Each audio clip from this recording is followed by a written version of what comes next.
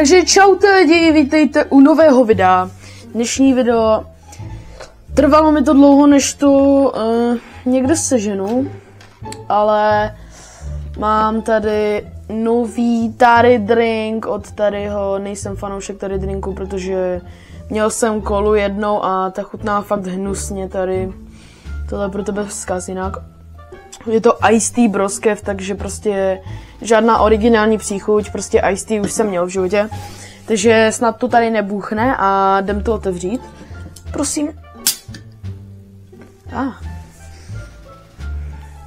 Jde už to cítit? Ne? Ne? Dobré.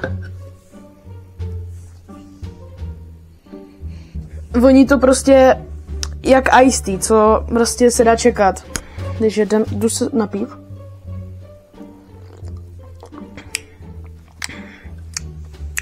Kámo, fuj, tak to je nechutný. Tak tohle bych si v životě znova nekoupil. Lidi, nekupujte si tady drinky, fakt. Lidi, ničíte si tím životy. Já fakt sorry, jako kteří mají rádi tady drink nebo fizzy drink. Pijte vodu, sakra. Ne, dobré. Neříkám, že kofla není můj oblíbený drink, ale tak to je jedno. Je jako prostě chutná to jak Iced Tea, zředěný extrémně moc s vodou a prostě mě to nechutná. Já nechápu, jak někdo může ty tady drinky pít a jinak chci naskenovat QR kód, takže mě schválně zajímá, co vyhraju. Takže tak. Takže se vám ozvu, až to naskenuju.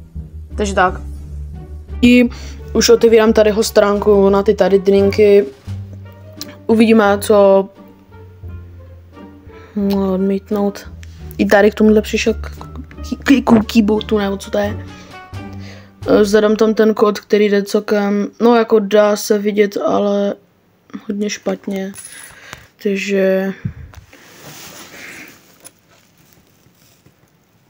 Takže ho zadám.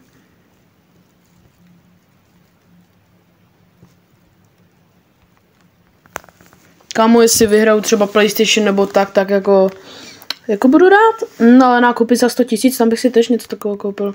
Ale snad nevyhraju nákupy za 100 000, protože se mě zeptá, jaký tady drink to byl to druhý, ano.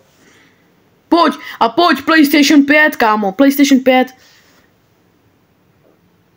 Pojď, kámo. Hej, lidi.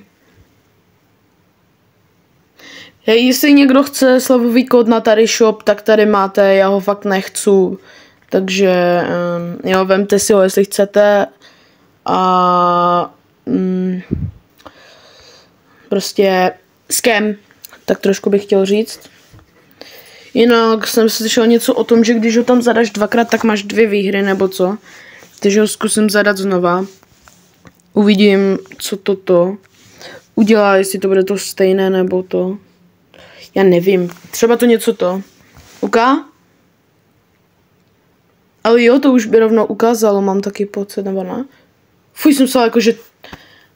jsem psal jakože tepláky od tadyho, tak to bych nechtěl. Jo, je to úplně ten stejný kód, takže tady lhal. Fakt nedoporučuji koupovat. Dej odběr.